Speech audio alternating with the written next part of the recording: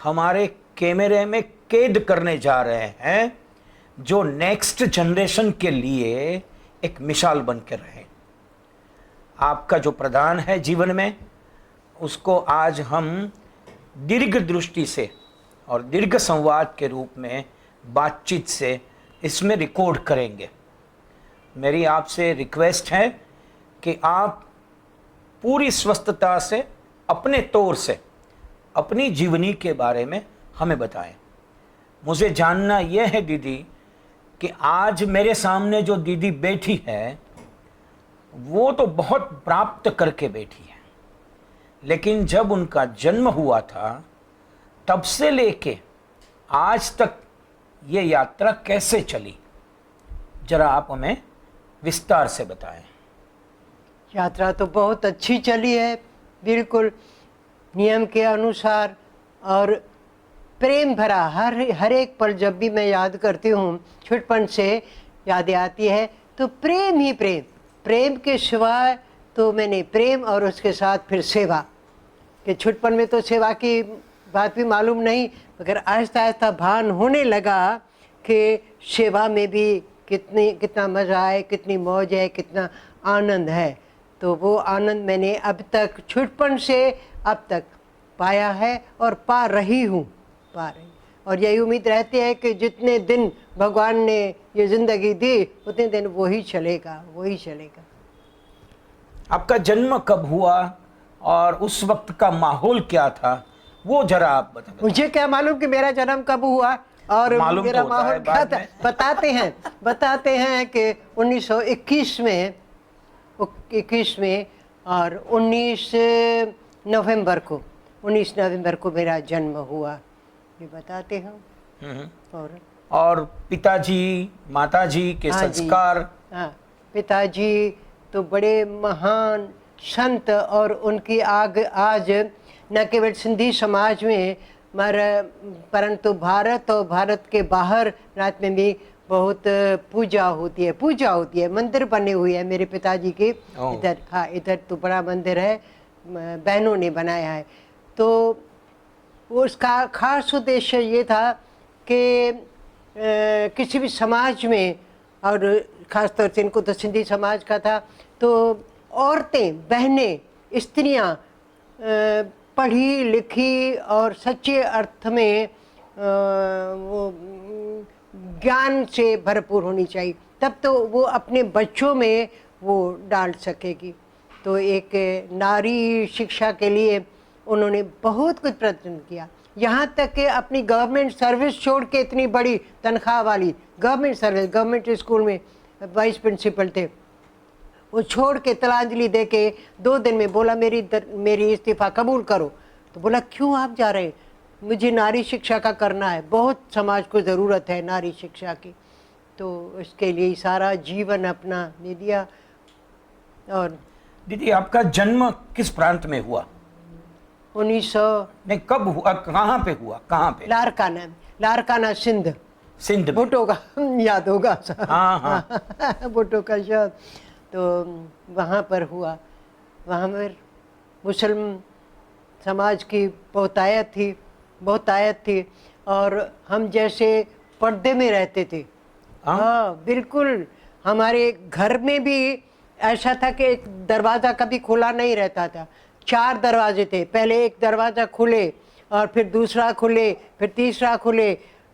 परंतु हरम खाने में, यानी बहनें जहाँ रहती थी, हम रहते थे, तो उसमें आने के लिए तो चौथा दरवाज़ा था। वो जब खुलेगा, इजाज़त मिलेगी, तब कोई भाई अंदर आ सकेगा। काम से भी, बिना काम के कोई भाई अपने सगे वाले सिवाय भाई के, पिताजी के घर के जो मेंबर थे, कोई मर्द नहीं आ सकता था। इतना था वहाँ पर। और बाहर निकलते थे तो हम 7 साल की थी मैं, तो भी सर ढक के, पोती डाल के और चुनरी डाल के तब बाहर निकलती थी, नहीं तो दहलीज तक खड़े रहने की इजाज़त नहीं थी। अपने दरवाजे के बाहर निकलते ही नहीं थे। अगर निकलते थे किसी काम से तो सर ढका हुआ, पूरा बदन ढका हुआ, बाद में निकलते थे। तो ऐसे माहौल में आपने पढ़ाई कैसे की? पढ़ाई की कि मेरे पिताजी जो थे वो एक सच्ची शिक्षक थे, सच्ची अर्थ में बिल्कुल। गवर्नमेंट स्कूल में फर्स्ट असिस्टेंट थे, मगर उन्होंने बोला कि नारी विद्या की बहुत ज़रूरत है। भाई लोग कितना भी पढ़े, केवल भाई पढ़ेंगे मर्द पढ़ेंगे तो उससे समाज धन, दोनों को पढ़ना चाहिए। स्त्रियों का भी समाज में वही दर्जा हुए, थोड़ा बढ़कर हो तो और भी अच्छा, क्योंकि जन्म देने वाली है, बच्चों को संभालने वाली है, घर की परवरिश करने, यहाँ तक कि अपने पति और पिता सब जितने होते हैं उनकी भी परवरिश वो स्त्री करती है। तो स्त्री एकदम विदुषी होनी चाहिए, पढ़ी लिखी होनी चाहिए, ज्ञानवान होनी चाहिए। तो उन्होंने ये ध्येय रखा कि मुझे पगार बगार नहीं चाहिए, पैसों की मुझे ज़रूरत नहीं है, मगर मुझे ज़रूरत है इसकी कि मैं नारी विद्या के लिए कुछ करूं। तो गवर्नमेंट सर्विस फर्स्ट असिस्टेंट थे, माने प्रिंसिपल होने वाले थे, वाइस प्रिंसिपल थे, वो तिलांजलि दे के आए। कई उन्हें हेड मास्टर ने, प्रिंसिपल ने हाथ जोड़े कि कुछ दिन रहो, प्रिंसिपल तक बाद में छोड़ना। बोलो मुझे ठहरना ही, अच्छे काम में देरी नहीं करनी चाहिए, करना है तो अभी करना है, भला करो आज करो तो अब करो, अब करो। नहीं, आपने पढ़ना कैसे शुरू किया? घर से बाहर तो निकली आप पढ़ने के लिए? हाँ। कैसे? वो समाज में कोई विरोध भी होगा? बहुत विरोध हुआ। तो उसकी बात करिए। पंचायत ने मेरे पिताजी को अपने लिस्ट से निकाल दिया, पंचायत से निकाल दिया। अच्छा। क्यों? हाँ, क्योंकि ये औरतों को बाहर निकलने के लिए अपने बेटी को, अपने मेरी भाभी यानी मेरे भाई की वाइफ शादीशुदा, उसको भी बाहर निकाला। बोला भले सारा ढंग के करो, पर बाहर निकलना है और नारी विद्या के लिए बहुत कुछ करना है, अपनी बहनों को पढ़ाना है। तो उसको घर में पढ़ाया, मेरी भाभी को और मुझे भी घर में। तो प्राइवेटली करवे यूनिवर्सिटी, आपने नाम सुना होगा, इंडियन वुमेन्स यूनिवर्सिटी पूना। तो करवे साहब को बातचीत उससे कि उन दिनों में फ़ोन नहीं थी, मगर ऐसे की कि मेरी बेटी, मैं उसको पढ़ाना चाहता हूँ। बोला बहुत अच्छा, मैं तो खुश हूँ। फिर क्या करेगी? फिर बोलो बहनों को पढ़ाएगी। उसने वायदा किया, लिख के दिया है कि जो कुछ मैं विद्या लूँगी अपने बहनों के पढ़ाने में, वो जो है उसका उपयोग करूँगी उसको। तो आप स्कूल नहीं गई? आप पाठशाला गई थी क्या? पाठशाला प्राइमरी में गई थी, जैसी वैसी प्राइमरी शाला। वो मासी लोग बोलते थे, वो पड़ा चादर पहन के आती थी, ऐसे मथा ढके, अलिफ अबू बेबला, ऐसे वो अरबी में ऐसे सिखाती थी। तो पिताजी ने बोला कि पिताजी स्कूल में आने लगे हमारे में, मर्दों ने आने नहीं दिया। उन्होंने बोला मैं अपना सरकारी नौकरी छोड़ के आया हूँ, मैं बहनों के लिए कुछ करूँगा। तो पहले शिक्षकों को पढ़ाया, शिक्षक जो उधर थी बहनें, उनको बोला इस तरह से अपने बच्चों को संभालना, ध्यान रखना, और शुरुआत करो धर्मी शिक्षा से। पहले धर्मी शिक्षा से पहले इनमें क्या हमारा फ़र्ज़ है, भगवान ने जन्म दिया है, ऐसे ऐसे ज्ञान की बातें, भक्ति की बातें वो करो। और बाद में ये अलिफ पे था उन दिनों में, क ख ग नहीं था, अलिफ पे बाद में पढ़ाना, ABC भी बाद में पढ़ाना। हाँ, पहले ये शिक्षा दे, काहे के लिए आई हूँ, ये स्कूल क्या है, एक अच्छा घर है, एक अच्छा घर है ये। नहीं तो स्कूल से डरते थे, रोते थे स्कूल में भाई, नहीं तो माँ बाप बोलती थी लाल मिर्ची डालूंगी। अच्छा। तो जाओ स्कूल में। हाँ, स्कूल से सब डरते थे, बच्चे कोई नहीं जाता था स्कूल में, खासतौर से लड़कियाँ रोती थी। मुझे भी मालूम है कि मैं भी रोती थी तो याद है। तो बोला, चाची ने बोला कि लाल मिर्ची डालती हूँ ना तो जाना पड़ेगा। तो मैंने बोला मैं जाती हूँ ऐसा बोला। फिर गई तो उधर तो प्यार मिला मुझे। तो मैं बोला मैं रोज़ जाऊँगी, लाल मिर्ची नहीं डालना, मैं रोज़ जाऊँगी अच्छी तरह से। बड़ी अच्छी थी टीचर मेरी, थी पुराने ज़माने की, मगर बहुत अच्छी थी, प्यार करती थी। आपके कोई टीचर आपको याद है अभी? टीचर? हाँ, कोई सब टीचर्स याद है, एक याद है। अच्छा। जिसने मुझे पढ़ने के लिए शौक दिलाया, दादी उजी थी, दादी मथरी थी, जिसका मंदिर था, रवाजी पढ़ी हुई लिखी जैसे, मगर उसको शौक हुआ कि मेरी बेटियां ही हुई ना, मेरी बेटियां, मेरी पुत्रियां, मेरी बहनें पढ़ी, शिक्षित हों, तो हमारे समाज को बहुत ज़रूरत है। तो उन्होंने अपने मंदिर में कि माँ बाप तो ऐसे नहीं छोड़ेंगे लड़के को, तो मंदिर में क्लास शुरू कर दिया। ओके। हाँ। तो मंदिर में तो आएंगे, आओ पढ़ो, अभी पढ़ो। तो उन दिनों में अलिफ पे था, क घर नहीं था, तो अलिफ पे ऐसे वो पढ़ाते थे। और फिर सुखमणि साहब, वो धर्मी पुस्तक, तो माँ बाप भी खुश होंगे कि हमारी बेटियाँ धर्मी पुस्तक पढ़ते हैं, तो उससे शुरू किया। ये रवाजी किताब, दर्शी किताब, पाठ्य पुस्तकें नहीं, उससे पहले वो अलिफ पे सिखा के, अलिफ पे, और फिर उनमें जो किताब हाथ लगे या ऐसे ही हमको लिखाते थे वो सिखाया। अच्छा। और बाद में जो वैदिक शिक्षा थी, फॉर्मल एजुकेशन, वो कैसे आपने शुरू किया? वो तो मेरे पिताजी का सारा है। पिताजी ने गवर्नमेंट सर्विस छोड़ दिया। ये बस फर्स्ट असिस्टेंट थे, प्रिंसिपल बनने वाले थे। बहुत ने बोला भाई प्रिंसिपल बनो, बाद में बोलो नहीं, अच्छे काम में देरी करनी नहीं चाहिए, करना है वो आज करना, वो अब, हाँ देरी नहीं डालनी, कल करना सो आज कर, आज करना सो अब। तो मुझे देने, मैं एकदम इस्तीफा दे दिया है, मैंने दे दिया है, कुछ भी परवाह मुझे मालूम नहीं कि तनख्वाह कम मिलेगी, ये मिलेगी, तनख्वाह की मुझे परवाह नहीं है। अपनी मैं वाइफ से पूछ के आया हूँ, उन्होंने बोला अगर 40 रुपया भी देंगे ना तो मैं पूरा घर संभालूंगी, बस उसका मुझे सहकार है। और तो प्राइमरी, हाई स्कूल, ये जो स्टैंडर्ड्स अभी है, अभी ये होता है ना, ये एक कक्षा से दूसरी कक्षा में बच्चे जाते हैं, प्राइमरी से हाई स्कूल में जाते हैं, वैसे आपकी पढ़ाई कैसे हुई? मेरी पढ़ाई तो ऐसे पिताजी पढ़ाते नहीं, बस फर्स्ट असिस्टेंट गवर्नमेंट स्कूल में थे, फर्स्ट असिस्टेंट थे। उनको तो पढ़ाई का यूँ भी शौक, और बहुत काबिल थे इम्तिहान में। तो उन्होंने 3 दर्जे, हाँ फर्स्ट, पहली, दूसरी, तीसरी, वो 1 साल में पढ़ा दिया। अच्छा। और हाँ, और सरकारी जो खाता था, एजुकेशन इंस्पेक्टर से बात करके और उनसे इजाज़त मांगी कि लड़कियों की तालीम नारी शिक्षा के लिए करना है, और अगर तैयार हो जाती है तो पूरा साल क्यों पढ़े, पूरा साल एक साल में मैं 3 दर्जे तैयार करूं या 4 करूं, आपको कबूल करना पड़ेगा। बोला हमारे वश की बात नहीं, ऊपर। बोला ऊपर जाऊंगा, जहां पर आप बोलेंगे वहां जाऊंगा, मगर ये मैं करके दिखाऊंगा कि एक कोई भी हो, लड़की हो या लड़का हो, पूरा साल क्यों घसीटना पड़े, पहली फिर दूसरी, फिर तैयार हो जाएं, एकदम जाओ तीसरी में, तैयार हो जाओ चौथी में, तैयार हो जाओ 5वीं में, मगर आगे की बात आगे देखेंगे। इस छुटपन में शुरुआत में है क्या, क ख ग, उधर तो अलिफ पे थी, अलिफ पे ये पूरा करेगी बस। मैं तो भाई 1 सप्ताह में पूरा कर दूंगा। अच्छा। और दूसरे सप्ताह में आगे पढ़ाना शुरू करूंगा कविता से, क्योंकि बच्चों को रस होता है कविता में। तो बैत बोलते थे हम सिंधी में, बैत बोलूंगा, गाऊंगा, वो मेरे साथ गाएंगे, ऐसे पहले बैत ही बैत, और बाद में पढ़ाई, कहानियां, भाई जिसमें बच्चों को रस हो तो वो आगे बढ़ेंगे, अगर रस नहीं है तो ऐसे पढ़ाई में उनका मजा नहीं। मैथमेटिक्स होता था, मैथमेटिक्स, गणित शास्त्र। हाँ, मैथमेटिक्स तो पहले बाबा ने ओरल मैथमेटिक्स जबानी हिसाबों से शुरू कर दिया, जबानी हिसाबों से। वो लेके आते थे, पत्थर लेके आते थे और खाने की चीजें लेके आते थे, भाई ये 2 चीकू है, ये 3 चीकू है, ये 4 है, ये 5 है, ऐसे 5 एक गिनती करो।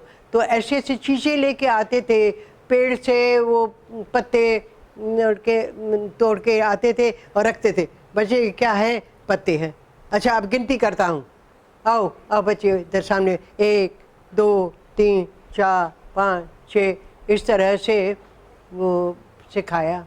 ऐसे नहीं कि भाई याद करो 1 2 3 आंखें बंद करके, ऐसे नहीं। रस हो, जिस बात में रस होता है ना उसमें कामयाबी मिलती है, हर एक जीवन में यही है, रस है तो कामयाबी नज़दीक है, अगर रस नहीं है, जबरदस्ती है, तो कामयाबी। तो ऐसा हुआ कि पिताजी भी थे और आपके गुरु भी थे? गुरु पढ़ाई उसने करवाई, घर के बाहर उसने निकलवाया। हाँ, और मैं एक बात पर और बताऊं कि सच्चे अर्थों में पिता से भी बढ़कर माताजी मेरी गुरु थी। हाँ जी। माताजी पढ़ी लिखी नहीं थी, क ख भी नहीं थी, अलिफ बे भी नहीं आता था, क ख भी नहीं आता था, ABC भी नहीं आता था, मगर उनको अंतर बुद्धि उसके अंदर इतनी शिक्षा थी कि जीवन में कैसे चलना है, क्या बोलना है, क्या खाना है, कैसे चलना है, क्या सब उसको बिल्कुल मालूम। मेरे पिताजी उनको गुरु मानते थे। अच्छा। हाँ। बोलते आपकी माताजी है ना, वो मेरी गुरु है, क्योंकि मैं थोड़ा, मुझे जोश है, इनको कितनी शांति है। कभी भी मैं आपके ऊपर गुस्सा करूं, देरी से आए तो ये बोले बच्चे हैं ना, बच्चे हैं ना, बच्चों को जान तुम थोड़ी आज़ादी दे दो ना। माने अनपढ़ थी मगर उनको मालूम था कि बच्चों को आज़ादी देनी चाहिए और वो बड़ा प्रेम से चलन। तो वो मेरी शिक्षा है, सच्चे अर्थ में वो मेरी टीचर है। Right right. तो माताजी वो पर्दे के पीछे से जो सपोर्ट कर रही थी, उसकी वजह से पिताजी ने ये सब काम किया। हाँ जी। बट आपको पढ़ाने का, आपको बाहर निकालने का और समाज में इतना स्थान देने का। हाँ, सब वो बराबर पिताजी ने किया, मगर बुनियादी काम जो घर में है, बुनियादी काम मेरे जीवन को बनाने में माँ का बड़ा हाथ था। वो काम करवाती थी क्या आपसे? काम घर का तो करवाती थी, सब झाड़ू लगाने तक। हाँ, अच्छा। झाड़ू अपने को लगाना है, और झाड़ू भी कैसे वो सिखाती थी, ये कोना साफ करना है। झाड़ू से मुझे शिक्षा देती थी कि किस तरह चलना चाहिए, कि जिंदगी में भी दिल में कोने में कचरा इकट्ठा होता है, मन में भी। तो ऐसे नहीं बाहर से हम साफ दिखाई दें, सच्ची बात में मन की सफाई चाहिए। तो गुल्लू इधर कोने में कचरा पड़ा है ना, ये साफ करो, ये साफ करो।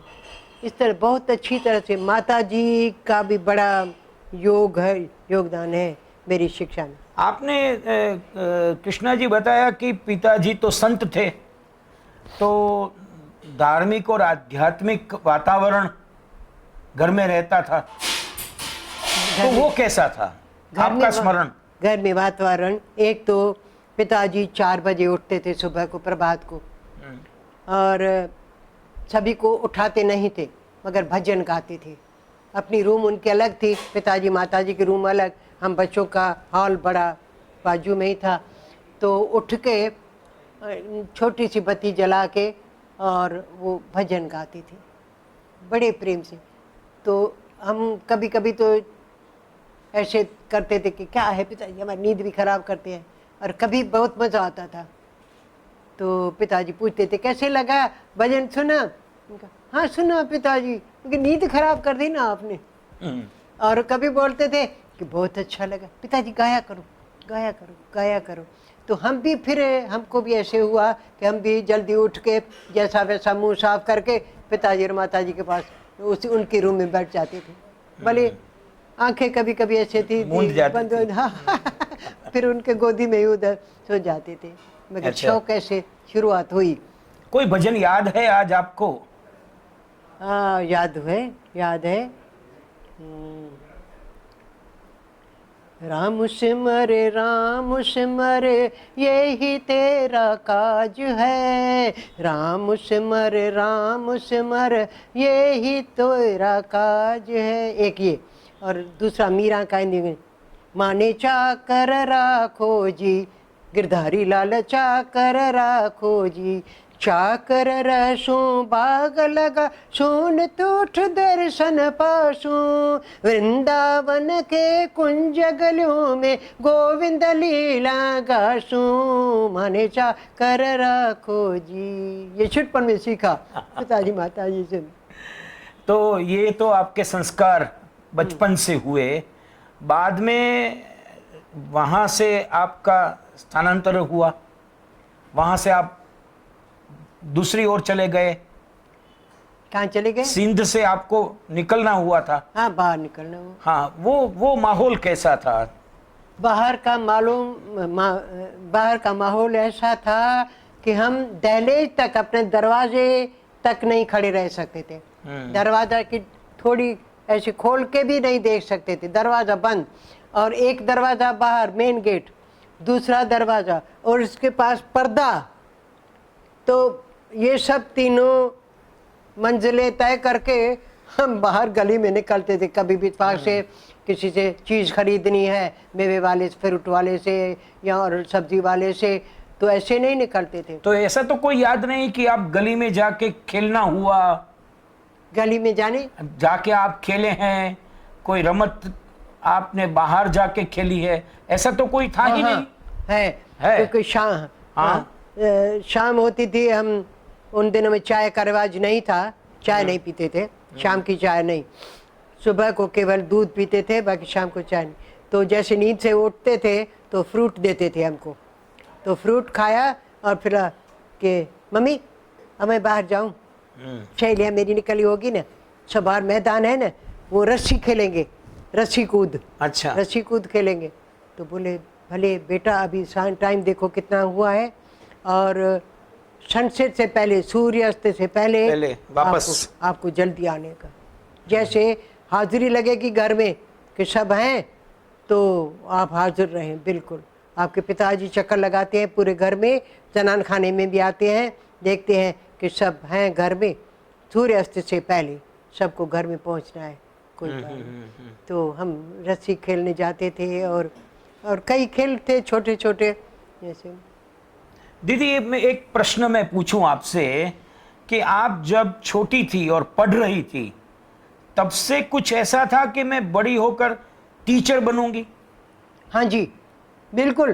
क्यों से? अरे छोटपन से, जब मुझे याद है प्राइमरी में पढ़ती थी, चौथी प्राइमरी में, तो अपनी पड़ोस में जितनी बच्चियां थी ना, बच्चों को भी, लड़कों को भी मैं बुलाती थी। मैं डर रहती थी, मैं लड़कों को कैसे बुलाऊं, लड़के लड़कियां छोटे बच्चे हैं ना, वो शाम को बैठते थे तो पड़ोस में आओ जल्दी आओ, तो फिर उसको बैत सिखाना, बैत हम बोलते हैं कविता को, आओ बैत, मैं गाऊं आप मेरे पीछे गाओ, मैं बोलूं आप मेरे पीछे बोलो। फिर एक्टिंग के साथ, एक्टिंग का मुझे शौक था छुटपन से।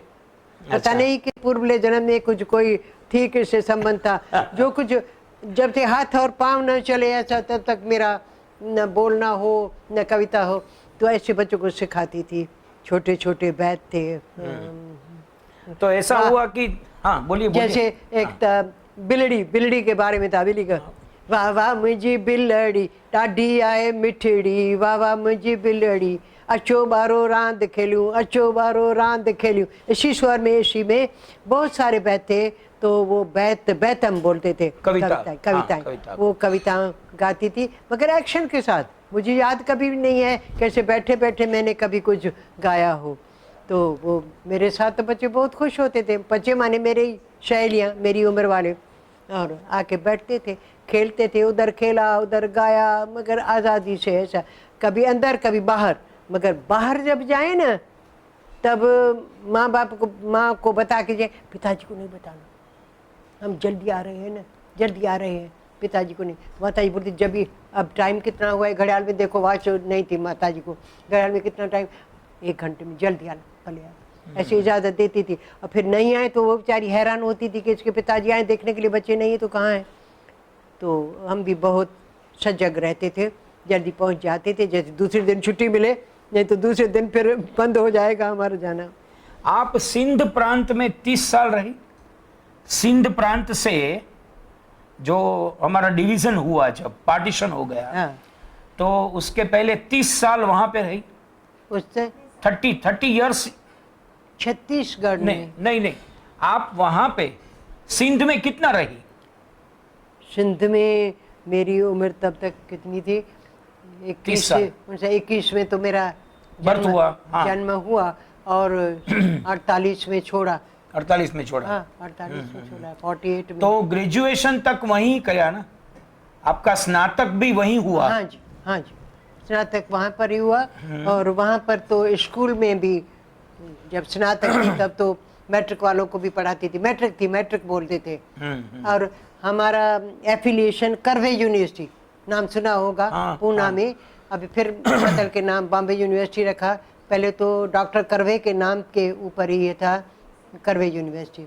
तो मैं करवे यूनिवर्सिटी की ग्रेजुएट हूँ। ओके। और हमारे स्कूल का एफिलिएशन उसी यूनिवर्सिटी से ही हुआ। तो दीदी हुआ ऐसा कि वहां ही आप पढ़ी और वहां पढ़ाना भी शुरू कर दिया था? हाँ जी, वहीं पे वहीं पे उसी स्कूल में जब तक पढ़ती थी ना, जब से, तब भी ऐसे बच्चों को समय जो मिलता था ना, तो उसमें पढ़ाती थी। हाँ, निचले क्लास प्राइमरी वालों को बुलाती थी, शौक था बहुत पढ़ाने का। और घर में भी पड़ोस वालों को, भाई बहन भेजो, भेजो, मैं इनको अलिफ पे सिखाऊं, अलिफ पे सिखाऊं, कविताएं सिखाऊं। तो पहले तो छुट्टी नहीं देते थे, घर से नहीं निकलना है बच्ची को।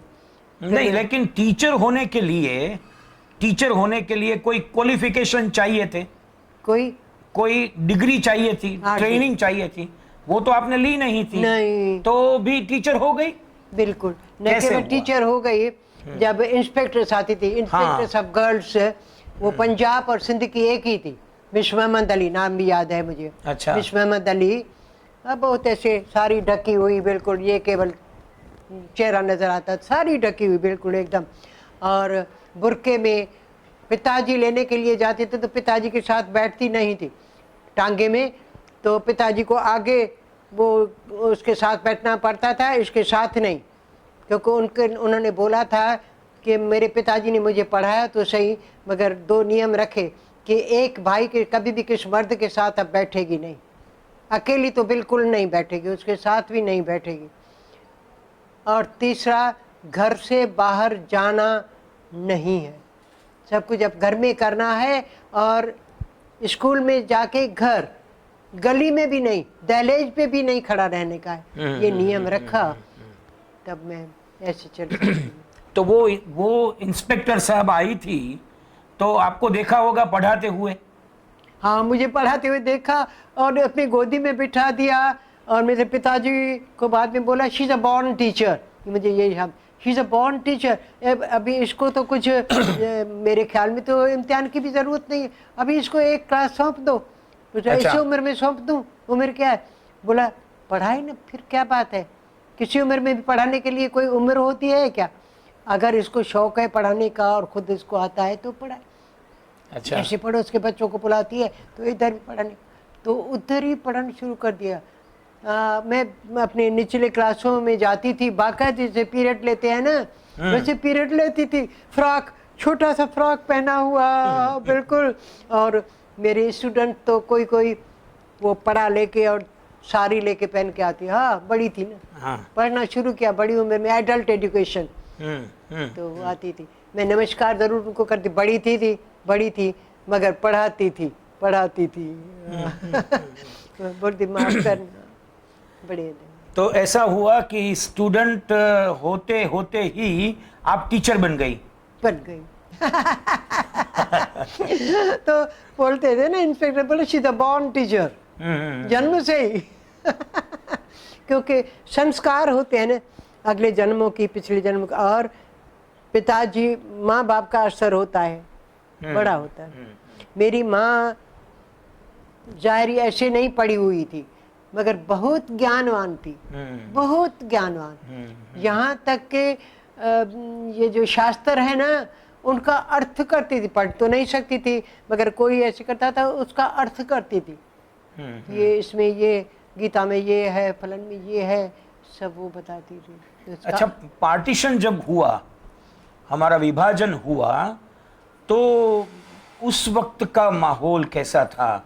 थोड़ी गमगीनी थी, क्योंकि जो आपने वहां पे पाया था वो छोड़ के आना था, तो अभी उसका कोई स्मरण है आपके साथ? क्या है इसका? पार्टीशन, स्मृति मेमोरी है? स्मृतियां बहुत हैं। हाँ बहुत हैं। पहले तो मेरे भाइयों को बोला पिताजी ने कि आप जाओ और माहौल देख के आओ कि कहाँ पर हमारे रहने योग्य चीज़ होगी।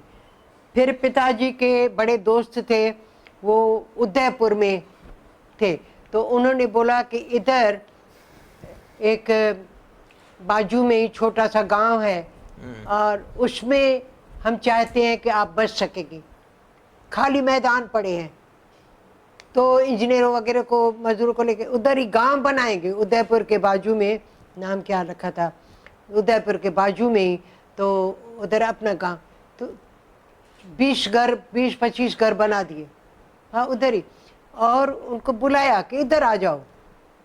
हम गए वहाँ पर, तो बोला कहाँ रहेंगे, केवल घर ऐसे छोटी छोटी झोपड़ियों की तरह बने हुए हैं बीच, बाहर तो कुछ नहीं था, टेकरियाँ उदयपुर की छोटी छोटी टेकरियाँ थी, बाहर रेत थी, ये थी, इधर रहेंगे। तो पिताजी ने बोला हाँ, ऐसे निर्माण का काम ऐसे होता है। पिताजी ने बोला सृजन का काम ऐसे होता है गुल्लू, आपको बनाना पड़ेगा। फिर आप बड़ी होगी ना, बड़ी खुशी होगी कि हमने ये बनाया है, हमारा बना हुआ है। फिर इज़राइल की बात की और ऐसी ऐसी बातें पिताजी करते थे, because he was a teacher.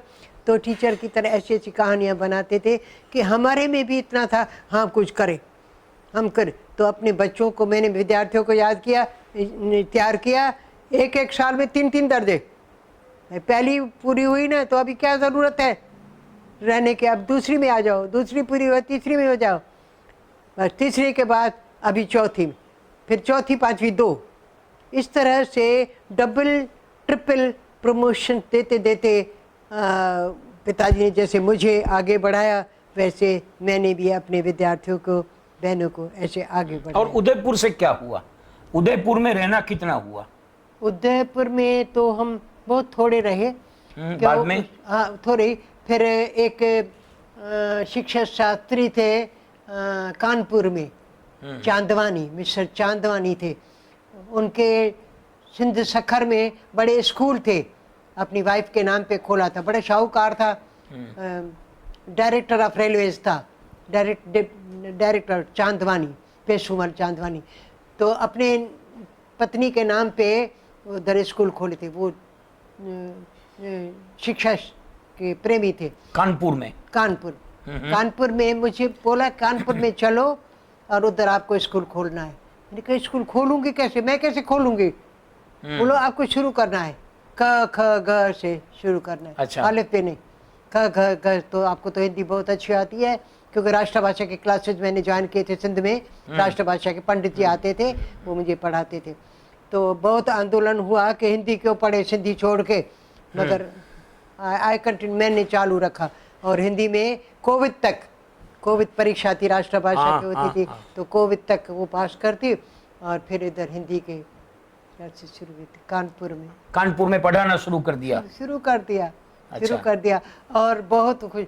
तो कानपुर से फिर हमारे सिंधी भाई पेशुमल चांदवानी ने जो था, उन्होंने सुना तो बोला हम सिंधियों का स्कूल खोल रहे हैं, तो चलो उधर उदयपुर।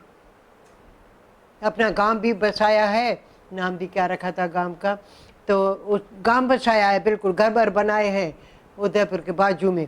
तो ज़मीन वमीन मिल गई है हम लोगों को, उधर स्कूल खोलना है, तो आपको जाके खोलना पड़ेगा। तो मैंने बोला चलो। फिर आई उधर और स्कूल की शुरुआत की क ख ग से उधर ही। तो पहले बड़ों को भी एडल्ट एजुकेशन भी किया, जो बहनें नहीं पढ़ी लिखी हुई थी उनको बुलाया, और छोटे बच्चों का भी पढ़ाई का काम, दिन रात पढ़ाई का काम ही चलता था। तो बोले वार फुटिंग पे काम करना है। वो पेशुमल चांदवानी जी बोलते थे कि कृष्णा आपको मैंने इसलिए लाया है कि आप कोडू सिंह की बेटी है, एक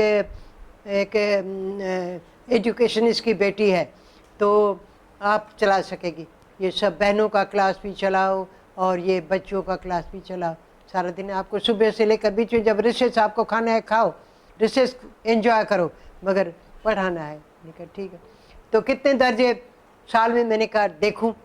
तो फिर बाद में 1 महीने के बाद पता है तो ये तो तैयार है तो आगे तीसरी दर्जे के लिए। तो आगे ले जाओ जी, तो आगे ले जाओ उसको। आप दीदी, ऐसा लगता है कि पहले से आपको जो माहौल मिला वो इतना इनोवेटिव मिला कि जो नियम है कि 1 साल में 1 साल रहना है वो जरूरी नहीं है।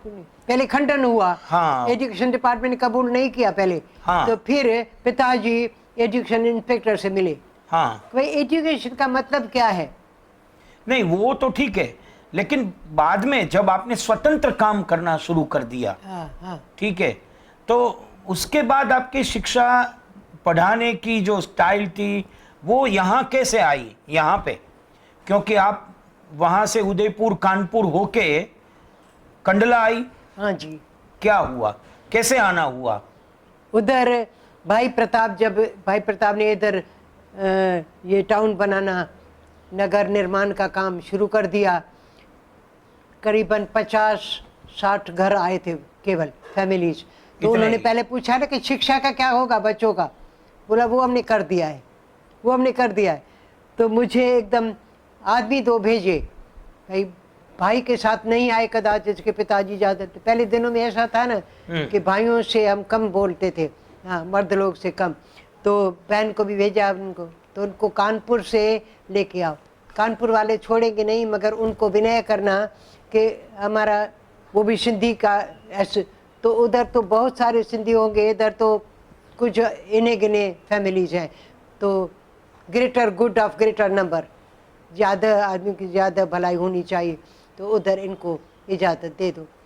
तो उन्होंने दे दिया, मगर बोला कि आपकी जो नेक्स्ट है उसको तैयार करके जाओ 15 दिन में या 1 महीने में। तो मैंने कहा मैं 7 दिन में तैयार करूँगी। तो 7 दिन में तैयार करके उनको ये करने का है, कोर्स वगैरह जैसे देखा है पढ़ाई का, और नेचुरल वे में पढ़ाओ, ये पढ़ाओ, शौक़ पैदा करो पढ़ाने का। और फिर मैं इनके साथ ही ठहरे तब तक। अच्छा। हाँ, आपको लेके जाना है, क्योंकि कंडला तक पहुंचना आसान नहीं है। नौलखी में ठहरना पड़ेगा, ये करना पड़ेगा। तो इनको मालूम था कि हमारे पिताजी भी सभी ऑर्थोडॉक्स विचारों के थे। हाँ। तंग नहीं बोलूं, मगर बहुत। तो एक भाई के साथ मुझे इजाज़त नहीं देंगे, तो एक बहन को भी साथ में लेके आया था। अच्छा। ये आपके साथ रहेगी और आपको अभी सीधा कंडला चलना है। नौलखी में हम ठहरेंगे, नौलखी से फिर लॉन्च आएगी, लॉन्च में क्योंकि और कोई रास्ता नहीं है कंडला में चलने का, तो लॉन्च आएगी, लॉन्च में चलेंगे। वो विशेष लॉन्च 2 चलती थी। तो फिर मैं आ गई तो पहले भाई प्रताप जो निर्माता हैं इस नगर के, उनके पास लेके गए। बताया कि उनके पास। तो मैं पहले तो अंदर में डर रही थी कि इतने बड़े आदमी जिन्होंने नगर बनाने का काम किया है कैसा होगा। और बोलते हैं कि बहुत बड़े ऐसे उद्योगपति हैं, बहुत उनकी वर्ल्ड में उनकी कोठियाँ हैं सब, जो इतनी सारा कर रहे थे। तो मैं दिल में थोड़ा घबरा रही थी। तो मैं इतनी छोटी उनके आगे। तो जैसे ही आई सीधा उनके गेस्ट हाउस में, अभी इधर है गेस्ट हाउस, उधर ले चले। भाई प्रताप से मुलाकात होगी, वो उन्होंने बुलाया। इतना प्रेम दिया कि मेरी आंखों में पानी आ गया। ऐसे हाँ, कृष्णा आ गई। दुखायल ने कभी दुखा, उन्होंने आपके लिए बताया है आप अभी स्कूल खोलेंगे, आओ अभी पहले मेरे साथ नाश्ता करो। तो अपने साथ टेबल पे बिठाया भाई प्रताप ने, अपने साथ बिठाया। तो उनके पास मछली आई खाने के लिए। तो बोले कृष्णा जी आप वैष्णु हैं? मैंने कहा नहीं सर, मैं वैष्णु तो नहीं, पर गोश्त नहीं खाती हूँ, मीट नहीं खाती हूँ। मछली खाती है? कहा हाँ वो खाती हूँ, वो दरिया का फल है ना, वो खाती हूँ। तो बोला बस आपके लिए है। अपनी हाथ से वो अलग करके बिल्कुल जैसे बच्ची को खिलाते हैं ना, वैसे ये आपके लिए। इतना प्यार मिला कि मैं तो मुग्ध हो गई। मैंने कहा अब भाई प्रताप जैसे बोलेंगे वैसे मैं करूँगी। अपने साथ बिठाया है, ये किया, अपना घर में ले चले कि ये आपके लिए मकान बनाया है, 2 बिस्तर रखे हैं, 2 ये सब बताया, कुर्सी है, मेज, और भी आपको कुछ चाहिए, 1 मटका पानी का है। सब जो आते थे ना उसके घर में ऐसे रखा लेते थे, क्योंकि कुछ था तो नहीं था। तो एक घर बनाया तो उसमें 2 बिस्तर वगैरह और टेबल कुर्सी मटका पानी का वगैरह रखाते थे, और किचन का थोड़ा सामान। तो मेरे यहाँ भी ऐसी सहूलियत मिली, मैं बहुत खुश हो गई। और रात को पूछने के लिए आए पड़ोस वाले कुछ चाहिए क्या है, बड़ी संभाल हुई। और फिर 15 दिन के बाद मुझे भाई ने बुलाया, बोला अभी जैसे आपकी संभाल है ऐसे लोग आते जाएंगे, फैमिली तो आती जाएंगी, और आप अपनी पूरी एक टीम तैयार करो स्कूल की, जिनका पहले काम ये होगा कि घरों में जाकर, जैसे नया घर आया पहले आपको जाना है, 2 दिन पहले उसके घर में मटका पानी का, झाड़ू, देखा भाई बहुत सब ज़रूरी चीज़ें पहले हैं। तो हम 2 टीचर थी मेरे साथ, हम घरों में जाके वो बना के आते थे भाई। अच्छा। 2 दिन के बाद इधर आएंगे रहने के लिए कोई, सब ठीक है। और फिर जिस दिन उनका आना होता है तो ग्रीट करने के लिए जाते, ग्रीट कर, वेलकम, बहुत अच्छा हुआ आप आए, और हमारा नया नगर हम बना रहे हैं, हमारा ये शर्फ हमको मिल रहा है, एक नई चीज़। तो सभी को इस तरह से उत्साहित करते थे। भाई ने हमको उत्साहित किया और हमने औरों को किया। और बाद में उनको बोलते थे कि आपको शिक्षा के लिए आना है, जो आता था उसकी पढ़ाई भी आपने शुरू कर दी? बिल्कुल एकदम पहले दिन ही जैसे आई ना, तो फर्श भुज का कलेक्टर था, तब दिनों में कलेक्टर था, तो उसकी वाइफ, नाम अभी मैं भूल गई हूँ, तो वो वाइफ के साथ आया और बोला, नमस्कार करके बोला कि आप इधर स्कूल शुरू करने वाली, आज ही खोले? बोला। मैंने कहा हाँ, मैं एवर रेडी। स्काउट का मत आया, गर्ल गाइड का मत आया, मैं गर्ल गाइड में हूँ और आज ही खोलने का है, भले। तो बोला कुछ नहीं, मुझे कुछ नहीं, क्या चाहिए? कुछ नहीं चाहिए मुझे, किताब भी नहीं चाहिए और डेस्क भी नहीं चाहिए, कुछ नहीं चाहिए, केवल बच्चे चाहिए।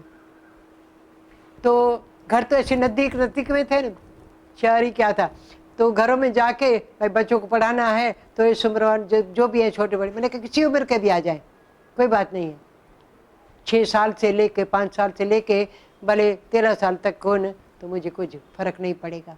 उनको पहले लिखे, पहले कविताएं पढ़ेंगे, कविताएं करेंगे, ये बैत बैत बोलते थे, बैत। तो आप बैठने के लिए कोई बैठने के लिए मट्टी तो है ना, मट्टी में सब बैठेंगे। अच्छा। मेरे भी पिताजी के ऐसे विचार थे ना, वो पड़े थे मेरे दिल और दिमाग में, तो मट्टी के साथ ही। तो थोड़ा सा उधर बैठे और 13 बच्चे, मुझे याद है 13। तो मुझे गुरु नानक का 13 याद आया, 13 सब 13 सब 13।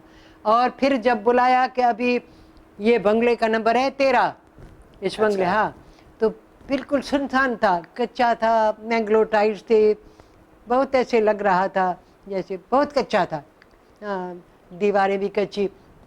इधर आया तो उसका नंबर देखा 13, और तीसरी भी बात कोई थी, याद अभी नहीं थे, 3 ऐसे थे, 13 13 13। तो मैंने भी गुरु नानक की बात याद की कि सब 13 है, सब 13, मैं कुछ नहीं हूँ, सब 13 है, सब 13।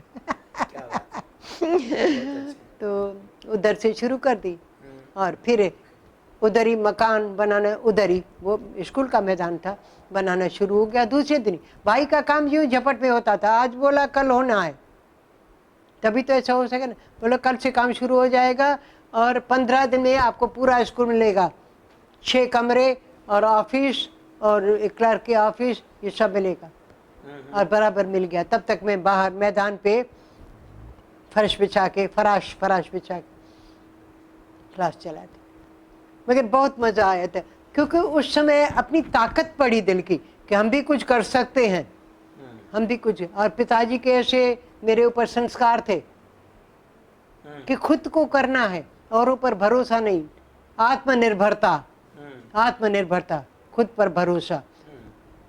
तो ये पिताजी के और माताजी के संस्कार मेरे ऊपर बहुत पड़े, और भाग्यवान हूँ कि ऐसे माता पिता के घर में जन्म मैंने लिया और ऐसे दुखाल जी जैसे गुरु मिले। उनका परिचय कैसे हुआ? किसका? दुखाल जी का। दुखाल जी तो मुझे कानपुर से लेने के लिए आए, वो लेने आए, वो छोड़ने के लिए तैयार नहीं थे। जहाँ पर कानपुर में मैंने एक किया था ना, एक उधर के लोकल आदमियों का स्कूल था, विद्या भवन, वो छोड़ने के लिए तैयार नहीं थे। सेक्रेटरी बोले, तो वहाँ से दुखियाल जी वहाँ से आपको यहाँ हाँ, दुखियाल जी लेके आए। हाँ, दुखियाल जी लेके आए। वो ठहरा कि मैं तब तक ठहरता हूँ। बोलो इधर कहाँ ठहरेंगे, ये तो लेडीज का है, नारीशाला है, इधर कैसे ठहरेंगे? तो बोला जहाँ पर भी ठहराओ मैं ठहरूंगा, मगर मुझे ये वरांडा है ना, ये लेडीज का दरवाज़ा बंद कर देना, मुझे वरांडे में सुला देना, मैं रात सोऊंगा, सुबह को तो इनको लेके जाऊंगा, सब चलेंगे तो इनको लेके जाऊंगा। तो मेरे साथ मेरे पिताजी ने अकेली छुट्टी नहीं दी थी, मेरी सहेली, मेरी घनिष्ठ सहेली, वो भी टीचर थी। तो आपके गुरु के तौर पे यहाँ आने के वक्त कवि श्री दुखियाल जी आपके साथ रहे। हाँ जी, और इंस्पायर करते रहे बहुत। उनका तो जीवन में बहुत योगदान रहा है। मेरा जीवन पिताजी और माताजी के संस्कार तो हैं, मगर दुखियाल जी के साथ बहुत, बिल्कुल एकदम जैसे निष्ठा होती है ना किसके लिए, समर्पण, ऐसे ही हुआ मन में ऐसे हो। पिताजी से मैंने फिर बात की कि पिताजी आपने इनसे मुलाकात तो करवाई, मगर मेरा तो मन कहता है कि इनके निगरानी में ही सब कुछ करूं, चाहता, क्योंकि मैं खुली दिल की शुरुआत से, छुटपन से ही थी नहीं तो बच्चे लोग और खासतौर से बहनें नहीं होती। इतना नहीं खोला। या। मेरे पिताजी ही वॉज माई फ्रेंड, और बोलते थे मैं आपका फ्रेंड हूँ, जो कुछ भी बोलना है ना, जो कुछ भी बोलना है मुझे बोल देना, कभी भी शिकायत तो मैं बताऊंगा ये this is right, this is wrong, फिर आपको जो चुनना है, ये बराबर है, ये गलत है, ये बराबर है, ये गलत है, मैं इतना बताऊंगा, फिर आपको जो भी रास्ता चुनना है। गलत रास्ता चुनोगी तो मुझे परवाह नहीं होगी, क्योंकि ठोकरे खा के सीखोगी। पिताजी की शिक्षा बहुत अच्छी थी। तो खुद आपका जीवन यहाँ आके वो भाई प्रताप जी ने आपको सहूलियत दे दी, सहूलियत सब, और यहाँ तक रेडियो नहीं था उनमें, रेडियो खास बुला के घर में दे दिया कि एंटरटेनमेंट तो आपको चाहिए ना। उस दिन तो ये टीवी भी वगैरह और कनेक्शन ये था नहीं था, कुछ भी नहीं था। तो बम्बई से वो रेडियो लगा मुझे देते थे। और भी भाई जितना है, क्योंकि आप इतना काम करेगी तो आपको एंटरटेनमेंट तो चाहिए ना। और शाम को गाड़ी भेजते थे, जीप, उन दिनों में जीप, तो इसमें आप और आपके जिनसे भी आए भाई बहन, अगर भाई भी हो तो हमें एतराज़ नहीं है, आपको अगर एतराज़ नहीं तो भाइयों को लेके जाके यहाँ के जो शिनाई लेक है, इधर शिनाई लेक है, वीरी चश्मे है, वीरी स्प्रिंग्स हैं, इधर जो भी देखने जैसी चीज़ें हैं वहाँ पर शाम के लिए हवाखोरी के लिए वहाँ जीप में जाओ। तो भाई प्रताप ने बहुत सहूलतें दी मुझे, बहुत, जो कुछ खाने की पीने की, और जो कोई मेहमान आ जाए ना, भाई आज ये कौन आई थे जिसका स्कूल का उद्घाटन हमने किया, कौन था प्राइम मिनिस्टर? जवाहरलाल जी। जवाहरलाल जी तब इन सब 52 में इधर आए, तो उनको गार्ड ऑफ ऑनर देते हैं। गार्ड ऑफ ऑनर दिया तो गार्ड ऑफ ऑनर के अंदर ये जवाहरलाल जी और आप होंगे, और कोई नहीं होगा। अच्छा। हाँ हाँ, ये आपको सारा संभालना है। गांधी समाधि जहाँ पर बनाने का क्या है, वहाँ पर जवाहरलाल जी को ले जाएंगे, कोई नहीं चाहिए, खुद भी नहीं आए। दादा आप तो आए ना, बोले नहीं मेरा अधिकार नहीं है। आपने गांधी के इतने अपने सिंध में भी काम किया है या उदयपुर में किया, आप योग्य हैं, मैं योग्य नहीं हूँ। भाई मैंने कहा दादा आप नहीं आए, केवल हमारा है, फोटो में आप देखेंगे हमारे मिसलनीज में पंडित जी और मैं। फिर इंदिरा गांधी जब आई तब भी केवल इंदिरा जी और मैं। भाई प्रताप नीचे खड़े रहते थे और हमको बहुत मान दिया। मैं बोला मैं दादा योग्य नहीं हूँ, आप इतने बड़े महान, ये मैं तो एक छोटी टीचर की तरह ही हूँ। बोले नहीं आप हमारे गुरु हैं, मजाक में बोलते थे, आप हमारे गुरु हैं। हमको हिंदी आती है? नहीं आती है, हिंदुस्तानी और हिंदी नहीं आती है। आप तो राष्ट्रभाषा की कोविद परीक्षा भी पास कर दी है। मजाक करते थे। भाई का प्यार बहुत मिला। मैं डरती थी, भाई इतने बड़े आदमी, इतने धनी और इतने बड़े आदमी जिन्होंने शहर बनाने का से सोचा है, और हैदराबाद के लोग सिंध में बड़े गिने जाते थे, और हम लारकाना के ऐसे थे, भुट्टो के शहर के, हाँ वो जैसे पिछड़े हुए हैं, ऐसा माहौल था उधर। तो मेरे मन में भी वो तो असर था ना, भाई हम तो एक गांव के हैं, जैसे गामड़े के, और ये तो एक बड़े शहर के बिल्कुल। मगर भाई ने सब मिटा दिया प्यार करके, सब मेरा मिटा दिया। नहीं तो पहले जब मैं गई तब मुझे याद है वो दिन धड़क रही थी ऐसे कि भाई के पास कैसे बैठूंगी। तो भाई ने अपने साथ नाश्ता किया, मेरे साथ नाश्ता खाओ। नहीं, बाद में ये जो स्कूल जो बनाया यहाँ पे, उसका डेवलपमेंट कैसे हुआ? अभी तो बहुत बड़ा बन गया। जल्दी जल्दी हुआ, वेरी स्पीडी डेवलपमेंट। क्योंकि मैंने जब स्कूल उधर शुरू किया तो बोला कितने क्लास एकदम शुरू कर सकी? मैंने कहा जितने के बच्चों हो, 7वीं तक, प्राइमरी तक तो कर सकूंगी, 1 से 7वीं तक। शिक्षक मैंने कहा 2 शिक्षक काफ़ी है, कोई बात नहीं। अच्छा। फिक्र मत करो, अलग अलग पढ़ाई तो शुरू होगी ना, बच्चे लोग स्कूल आना शुरू तो करेंगे।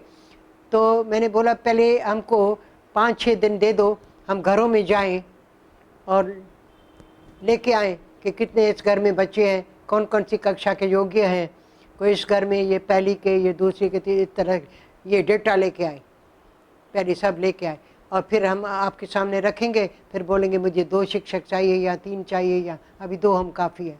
तो 2 टीचर से, और बिना मकान के, मकान भी नहीं था, बाहर फराश भी थोड़े थे, न जैसे थे, कोई बात नहीं, मट्टी के साथ खेलने वाले हैं।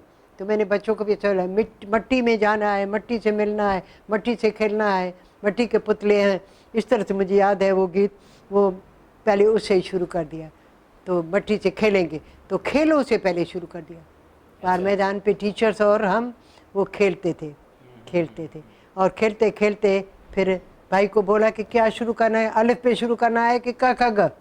बोला आप क्या चाहती हैं? मैंने कहा मैं तो बोलती हूँ अब भारत में आ गए क ख ग, भाषा तो हमारी रहेगी सिंधी, बोली सिंधी रहेगी, मगर अक्षर जो है ना, स्क्रिप्ट एक ही होना चाहिए सभी के लिए, नहीं तो हम एक दूसरे के नज़दीक कैसे आ सकेंगे? गुजराती गुजराती रहेंगे, पंजाबी पंजाबी रहेंगे, ऐसे कैसे होगा? वो सब लिपि तो एक होनी चाहिए ना।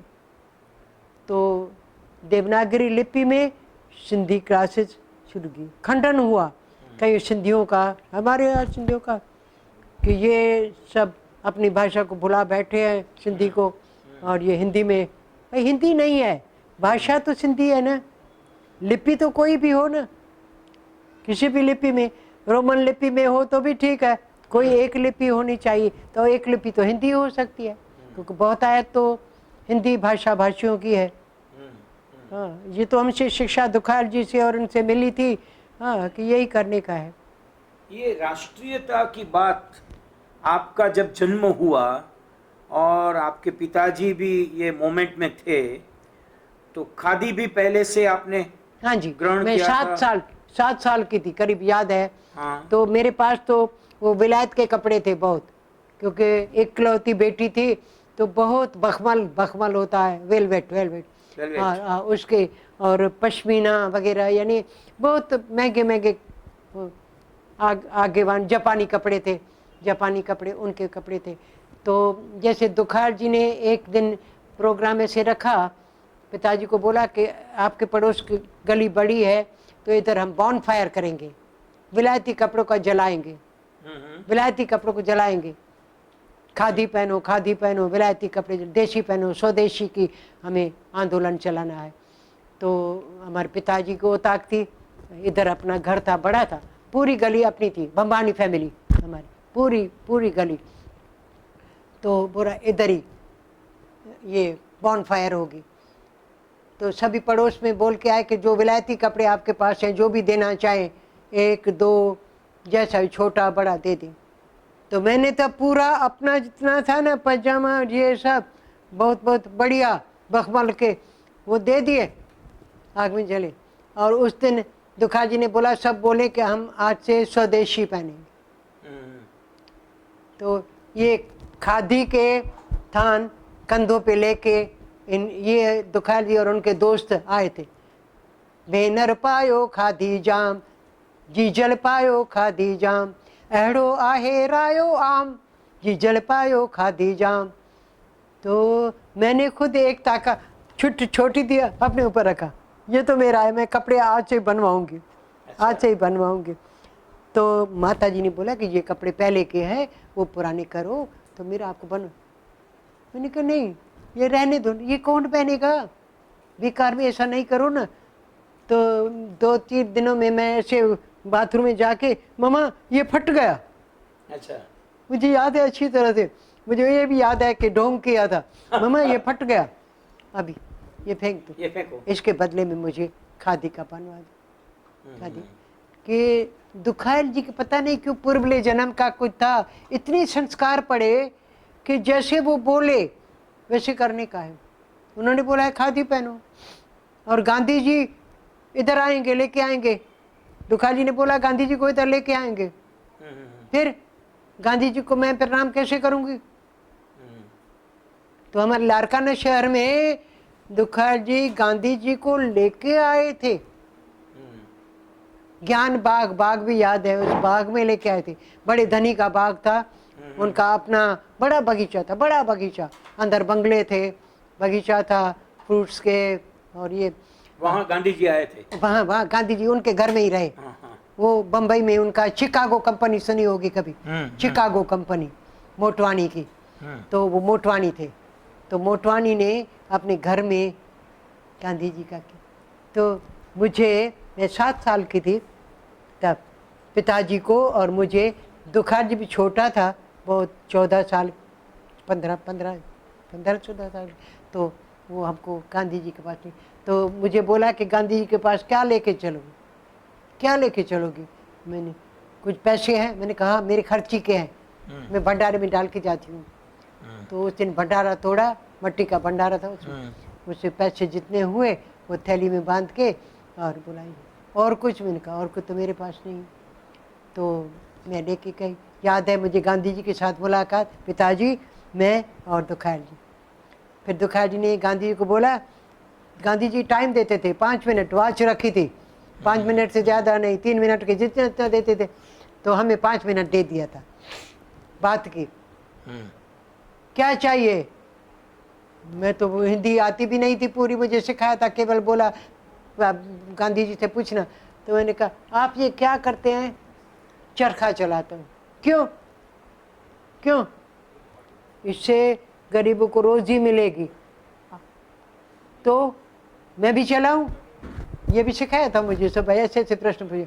आप टकली सूत खा तो टकली पे, पहले टकली पे खाते, टकली। अरे टकली लेके आओ, एक दे दो इसको, और कपास की पूनिया लेके आओ। मुझे उधर से सौगात मिली गांधी जी से। अच्छा। टकली और पूनिया, और सिखाया, बोला दुखार जी सिखाएंगे। हाँ, इनको तो अभ्यास है ना, ये तो सिपाही हैं गांधी जी के, हमारे सिपाही हैं, तो ये सिपाही आपको दिखाएंगे, तैयार करेंगे। और सिपाही से अभी वो ये बनने वाले हैं कप्तान, अपने सिपाही तैयार करेंगे, लड़कियां लड़के सब तैयार करेंगे अपने आश्रम में। एक गांव में आश्रम खोला सिंध में, रत्तादेरो आश्रम। तो इस तरह से छुटपन तो में ही गांधी जी से मिलने का और उससे एक छोटा भेंट पाने का भी सौभाग्य आपको मिला है। बड़ा सौभाग्य। और खादी उस वक्त से आज तक खादी आपके साथ है। बिल्कुल शुद्ध खादी। शुद्ध खादी के बगैर देसी कपड़ा भी नहीं, माने देसी माने वो मिल का बना हुआ देसी कपड़ा। विलायती तो एकदम जला दिया, विलायती कपड़े का तो बॉन फायर पर जला दिया। बहुत महंगे वेलवेट के थे और आगा के थे, बहुत महंगे थे कपड़े।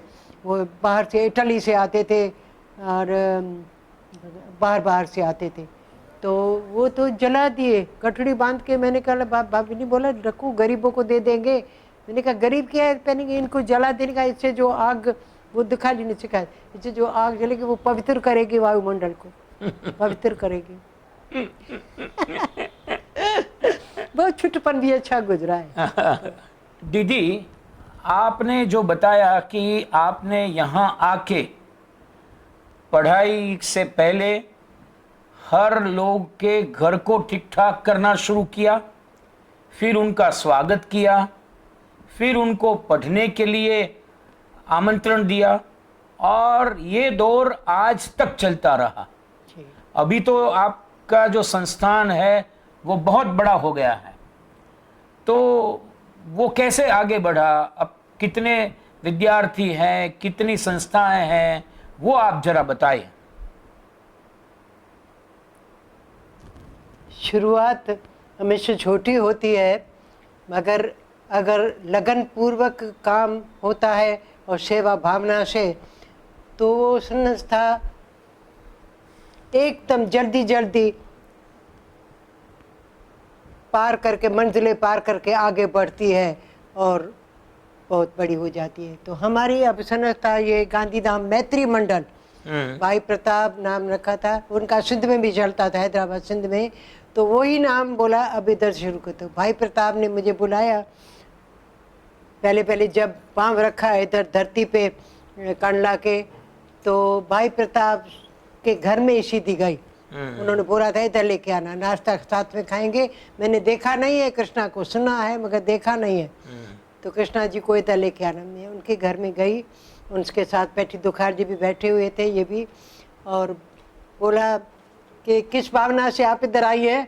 मैंने कहा आपने बुलाया, मगर भावना तो यही है कि विद्या को आगे पढ़ना, नारी विद्या, उसको, और स्कूल खोलना है, शुरू करना है। तो कब खोल रही है? मैंने कहा आप सही बोलो, अभी अगर बच्चे हों तो अभी जाके शुरू करूं। बोलो मकान की क्या ज़रूरत है? मकान भले आप कल बनाओ, परसों बनाओ, 3 महीने बाद में बनाओ, मकान की जरूरत नहीं। एक सिखाने वाला, एक सीखने वाला, और सिखाने वाला भी सीखने वाले के साथ ही ऐसे हो जाता है तो दोस्ती हो जाती है। बस मैं उससे दोस्ती जोड़ना चाहती हूँ। इस तरह से बुलाओ, तो बोलो उनको बुलाऊं कि उनके माताओं को भी बुलाओ। मैंने कहा माता पिता जिनको बुलाना है उनको बुलाओ, मगर बच्चे मुझे दे दो, बच्चे मेरे पास भेज दो, बस वो चाहिए। और आज का दिन भी नहीं जाना चाहिए। तो बोला कुछ नहीं। मैंने कहा कुछ नहीं चाहिए, केवल बच्चे बुला। तो स्कूल नगर भी पूरा नहीं बना हुआ था, कोई 50-60 को घर थे। तो छोटी स्कूल की बिल्डिंग जहाँ पर इनको बनानी थी थोड़ी बनी हुई थी, बाहर मैदान था। तो मैंने कहा मैदान पे हम मट्टी में बैठ जाएंगे। तो कितने बच्चे आए? 13 से शुरू हाँ, किया। तो खुश हुई। 13 बच्चे हैं, 13 सब कुछ है। आज कितने बच्चे हैं? आज तो लाखों हजारों की बात नहीं है, लाखों में है। आप तो कितने हमारे आदिपुर में स्कूल चलते हैं, 1 2 3 4 5 तो आदिपुर, और गांधीधाम में, लीलाशाह नगर में हमारे तो बहुत सारे स्कूल और कॉलेज है। अभी तो BEd college, BEd college, MEd भी शुरू किया, एमएड भी। हाँ, तो ये तरक्की के राह पे, उन्नति के राह पे, प्रगति के पथ पर चलते चले, ये हमारा नारा है। तो जो कुछ शुरू हुआ वो आपके नेतृत्व में हुआ? नहीं, नेतृत्व में नहीं बोलूंगी। तो क्या मगर मेरे और मेरे साथी, खासतौर से बहनें ज़्यादा थी, भाई भी थे मगर बहनें ज़्यादा थी। और कभी दुखाल जी के मार्गदर्शन में, मार्गदर्शन उनका और आशीष बड़ों की, विनोबा जी के पास भी गई। हाँ बिल्कुल, उसके साथ ही उन्होंने आशीष की। और विनोबा जी को मैंने बोला आपको आना ही पड़ेगा, आपको आना ही पड़ेगा। तो बोला मुझे क्या मालूम है, उससे बोलो जो मेरा सेक्रेटरी है उसे। तो उन्होंने बोला कि शेड्यूल में नहीं है, क्योंकि पैदल यात्रा करते हैं रोज़, तो कैसे आएगा गांधीधाम, बीच में समुद्र है, तो बेड़ी में नहीं चढ़ेंगे। तो मैं बाबा से मिली, बाबा से बोला बाबा जी नियम है ना आपका? बोला हाँ नियम है। मैंने कहा नियम तो अपवाद के साथ सिवाय नहीं होता। अपवाद प्रूफ कर साबित करता है कि ये नियम है, तो अपवाद करो, ये एक डिविएशन हो जाएगा थोड़ा उससे, कायदे से, तो एक विशेष बात होगी। शहर भी विशेष है, हम भी तो विशेष है ना, अपना देश छोड़ के आए इधर, अपना वतन छोड़ के आए इधर आज़ादी के लिए। तो बाबा जी हंसे और उसकी दाढ़ी ऐसे उड़क रही थी। बोला हाँ तुखार जी को बुलाओ। मैं तो वो जैसा कहता है मैं मानता हूँ। तो तुखार जी हंस के बोले बाबा जी आपको चलना पड़ेगा। बोले चलना पड़ेगा तो चलना पड़ेगा। ऐसे तय हुआ कि विनोबा जी एक रात इधर हमारे स्कूल के इसमें रहे। अच्छा। हाँ, कहाँ पर नहीं रहते थे।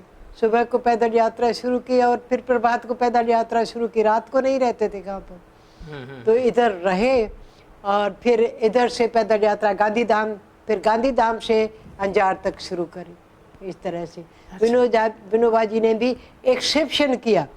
हमने बार बार एक्सेप्शन प्रूव द रूल, अरे भाई सुनिए आपके अंग्रेजी मजाक में बोल रहे थे। एक्सेप्शन प्रूव द रूल, क्योंकि एक अपवाद है ना, वो साबित करता है कि ये आपका नियम है। तो नियम को हम पक्का करना चाहते हैं, ये अपवाद है। तो चलिए, और इस तरह से बाबा जी के साथ भी बहुत नम्रता से, और अंदर में डर होता था कितने महान पुरुष, और उससे हम बच्चे छोटे ऐसे बात करें, मगर करते थे बेधड़क, क्योंकि बाबा जी का स्वभाव ऐसा कि बच्चों के साथ बच्चों की तरह ही हो जाते थे विनोबा जी।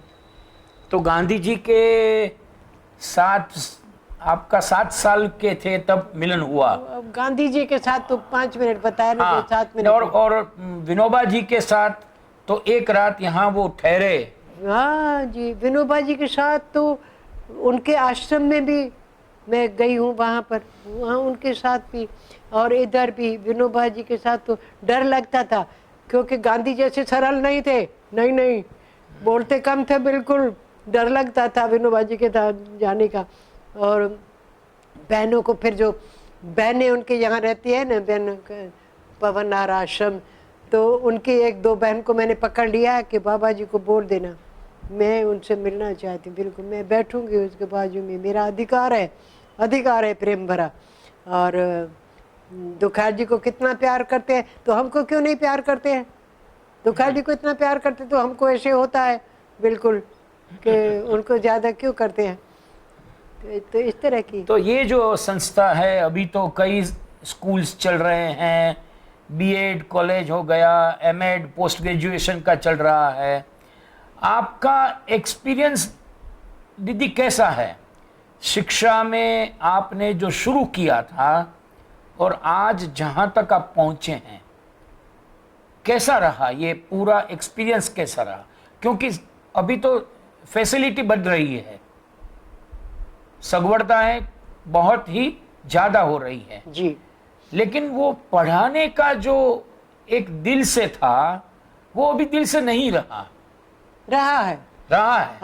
हाँ, वही मैं आपसे जानना चाहता हूं कि आपका अभिप्राय क्या है, what is your opinion about it? रहा है जहाँ ऐसी भावना है, भावना बड़ी चीज़ है। और ख़ास तौर से एजुकेशन में तो भावना ही, दिमाग से ज़्यादा, दिमाग तो ज़रूर वो तो टीचर का, मगर दिमाग से ज़्यादा मैं बोलती हूँ दिल होना चाहिए। दिल और दिमाग का जब मेल होता है ना, तभी कोई भी कार्य या कोई भी सेवा का कुछ है वो आगे बढ़ता है, कुछ भी होता है। तो यहाँ पर हमने ऐसा किया कि जो कुछ करना है प्रेम से करना है, लगन से करना है, ऐसे औपचारिक रूप से फॉर्मली कुछ करना है, ऐसे उसमें हम बिलीव नहीं करते हैं। तो प्रेम हो तो आ जाओ, नहीं प्रेम हो तो बैठ जाओ उधर दूर। हाँ, प्रेम वाले चाहिए यहाँ। और मैं तो बिल्कुल आई वॉज ओनली ग्रेजुएट, मैंने तो बीएड भी पास नहीं की थी बिल्कुल, मगर शिक्षा के साथ इतना ओतप्रोत थी, इतना प्रेम था कि शिक्षा ही जीवन है। शिक्षा से ही आदमी का जीवन बनता है सर, और समाज का उत्थान, देश का उत्थान सब शिक्षा से ही होता है। और दीदी आपने ये एजुकेशन के अलावा और कई एक्टिविटीज़ में पार्टिसिपेट किया। आप स्काउट गाइड की भी कमिश्नर रही हैं जी, और आध्यात्मिक बातों में भी आपका पहले से लगाव रहा है, आप भी आज भी सत्संग से जुड़ी हुई है जी। जो ये नगर का विकास हो रहा है उसमें भी कई कमिटीज में आपने काम किया है सभी। हाँ, तो आप उसके बारे में थोड़ा बताएं। हाँ, जैसे महिला मंडल है, हाँ जी, तो मेरे महिलाओं का तो मुख्य रहता है भाग, वो अगर सक्रिय हैं और सेवा भावना उनमें है तो समाज आगे बढ़ेगा। तो पहले तो महिला मंडल दीदी निर्मला गजवानी बहन है, वो समाज कल्याण में थी भुज में, उनको बोला चलो ना गांधी धाम, इधर तो भुज में आपने शुरू किया, कई चले आएंगे, जो औपचारिक रूप से चल रहा है, मगर गांधी धाम नया नगर बन रहा है तो उसको खींच के लाए इधर, और उन्होंने भी बड़ी मदद की और महिला मंडल उनकी कृपा शुरू हुआ, नारी शालाएँ शुरू की। हाँ, तो महिलाओं का बड़ा योगदान, क्योंकि बच्चों को संभालने वाली भी महिला, यहाँ तक कि अपने पति को संभालने, पिता को, पति को बड़े हैं भले ही, मगर संभालने वाली तो महिला ही है कई रूपों में। वो खाना खिलाने वाली भी बहने, और खाने का जैसा प्रभाव पड़ता है, किस भाव से कैसे बनाने में क्या भावना डाली जाती है। आमतौर से आदमी बोलते भाई पेट के पूर्ति करने, भूख को पूर्ति करने के लिए खाना नहीं, मगर खाने में अगर प्रेम है, खाने में अगर खाने वाली, पकाने वाली और खिलाने वाली प्रेम वाली है, भावना वाली है, तो वो असर खाने वालों के ऊपर पड़ता है। बनाने वाले के जो खाने बनाने वाले उसका असर पड़ता है। आप स्काउट गाइड से भी जुड़ी हुई हैं?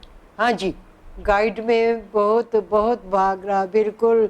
मैं तो पहाड़ों पे वो कौन थे, एक जोड़ा था, गंगा बहन क्या नाम था, और उसके पति, तो दोनों ही वो थे स्काउट और गाइड दोनों में।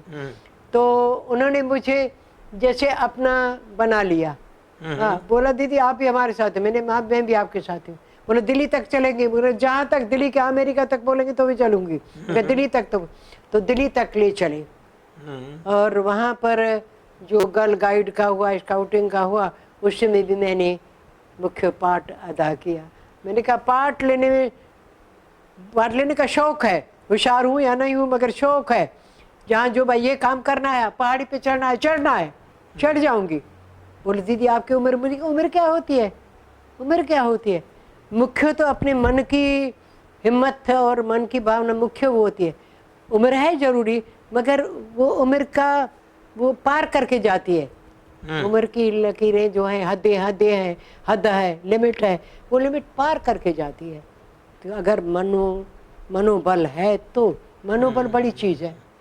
और आपके पिताजी तो संत थे, आपने बहुत छोटी उम्र में माता जी के पास से भजन वगैरह सुने हैं, जी। तो अभी तक उनकी प्रवृत्ति कैसी चल रही है आपकी? अब मैं रोज सत्संग में जाती हूँ और अच्छा। वहाँ पर भजन सुनाती भी हूँ, सिखाती भी हूँ, साथ में मिलकर गाते हैं रोज, मगर आधा घंटा।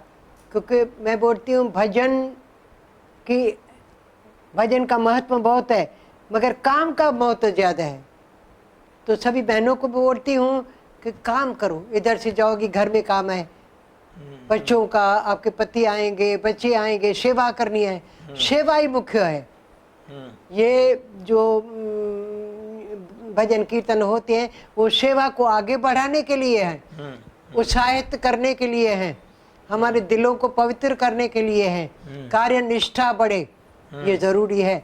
बहनों में यही केवल भजन गीत गाना, बस गीत गा के और गीता का पाठ पढ़ा, ओठो ओठो ओठो भजन पूरा हो गया, ये नहीं। सत्संग की माना है कि वो अपने जीवन में लाएं, जीवन में लाना, नहीं तो बाकी तो भजन कीर्तन ऐसा है। और दीदी आपके कोई और शौक, पढ़ना, गाना, संगीत, ऐसा? मेरी हॉबी, हाँ।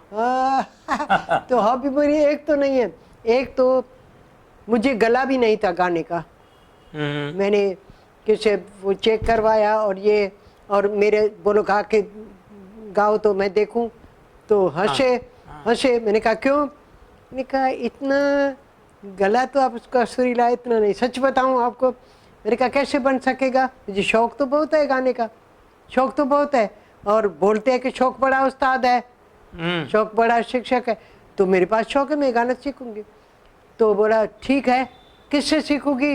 मैंने कहा बड़े शिक्षक से नहीं सीखूंगी, वो मेरे से नाराज हो गए कि ये क्या करती। मेरी सहेली है, वो गाती है भजन कीर्तन वगैरह, तो उसके साथ में बैठ के सोते बैठते उनके साथ, तो उनको मैं गुरु बना लेती हूँ, साथी गुरु जो भी बोलो। तो उनका नाम भी था कृष्णा, मेरा नाम भी कृष्णा। मैंने कहा छोटी कृष्णा, वो मेरे से छोटी है 7 साल। तो कृष्णा मुझे सिखाओगी? मैंने कहा आप सिखाऊं, आपको सिखाऊं? मैंने कहा हाँ मुझे, आपको गाना आता है, मुझे सिखाओ। तो उससे ऐसे सोते बैठते वो गाना शुरू कर दिया मैंने, भजन। अच्छा। भजन से और आ जाता है। अभी तो बड़े सत्संग वगैरह होते हैं, कहाँ पर बोलेंगे कि भजन सुनाओ, मीरा का भजन सुनाओ, किसी और का, दादा का भजन सुनाओ सिंधी में, तो बेधड़क गा लेती हूँ, हिचक अच्छा। नहीं होती है। हाँ, जैसे बड़े गायक होते हैं ना वैसे ही अपने को ऐसे समझती हूँ, परंतु शौक है। तो एक मैंने अपने बच्चों को, स्टूडेंट्स को बताया कि शौक बड़ा उस्ताद है। मैं अपने जीवन से बताती हूँ, जीवन क्या नहीं, शौक है तो कैसी भी कठिन बात होगी ना वो आ जाएगी, सरल बन जाएगी। और दूसरा हॉबी क्या है?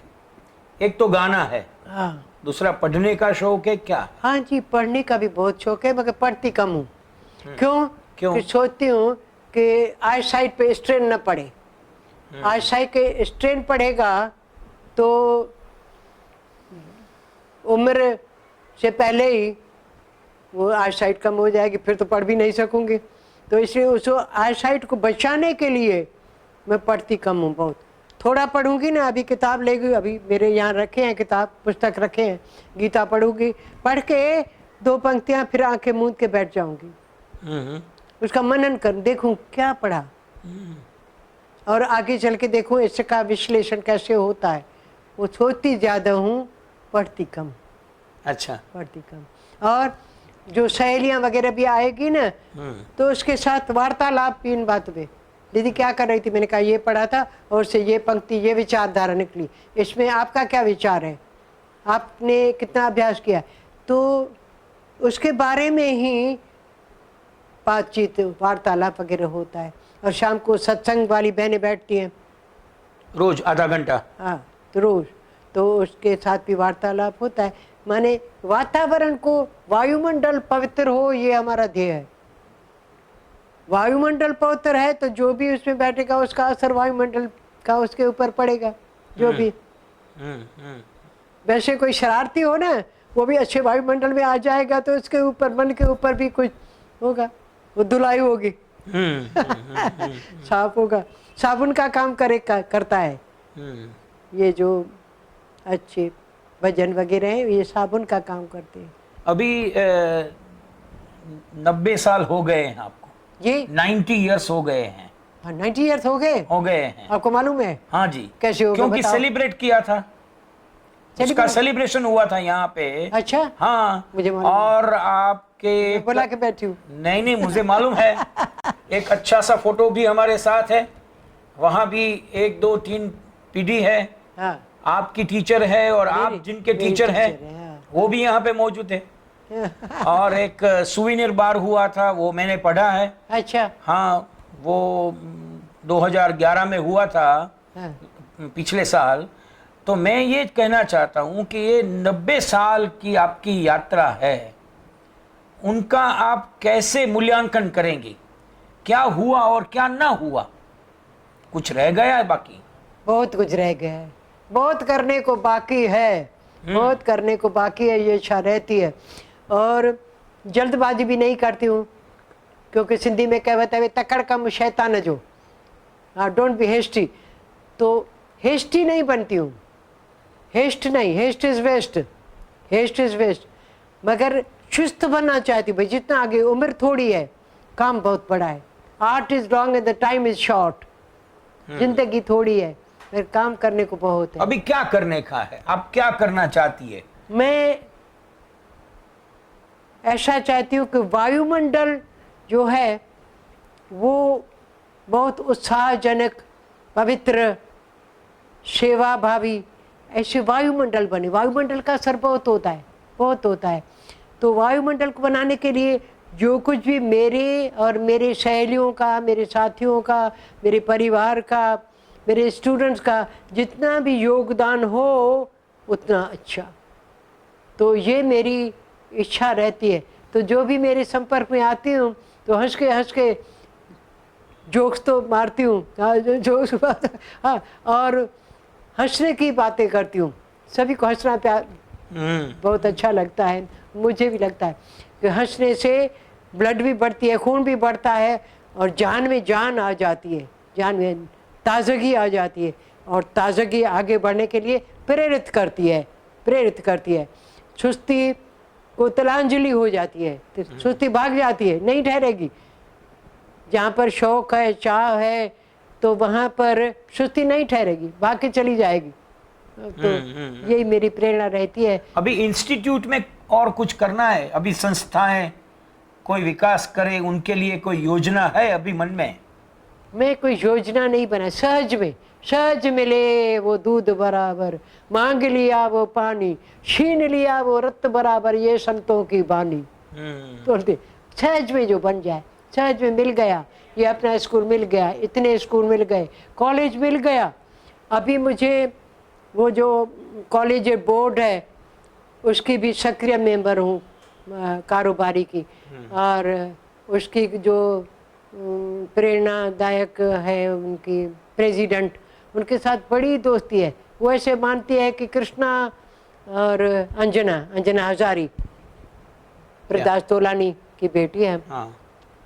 तो एक ये कल भी बैठी थी मेरे साथ, हम मिलते ही रहते हैं और आगे बढ़ने के लिए क्या क्या करना है वो सोचते हैं। ये जो बीएड कॉलेज है आपका, हाँ, वो दादा दुखयाल के स्मृति में आपने बनाया है जी। वो कौन से अवार्ड में से बना? कौन से? उनको कोई अवार्ड डिक्लेयर हुआ था? हाँ जी, अवार्ड तो हुआ ना, मिलेनियम।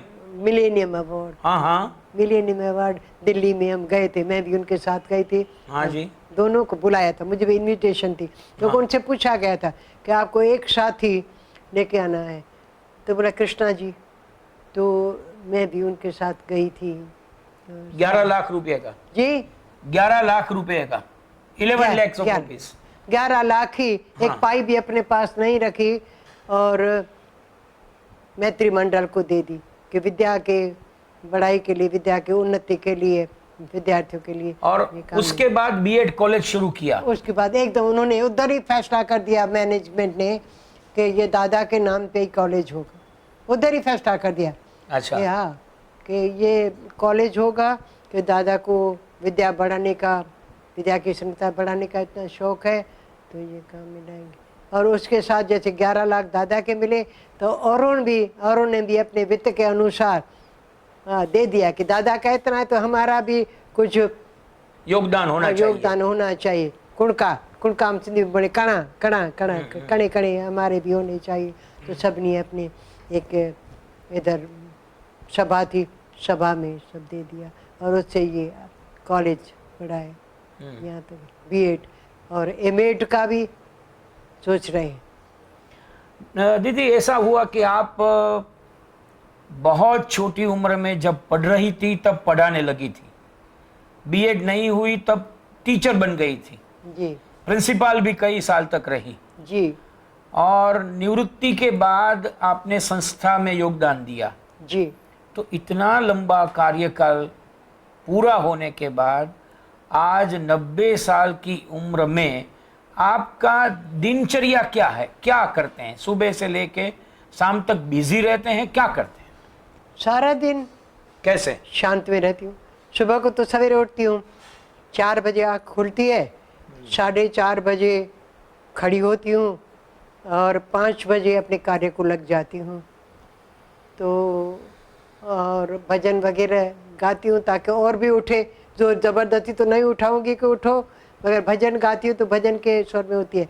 चाय की आदत है तो चाय चाहिए मुझे, तो कोई तो पिलाने वाला बनाने वाला हो ना।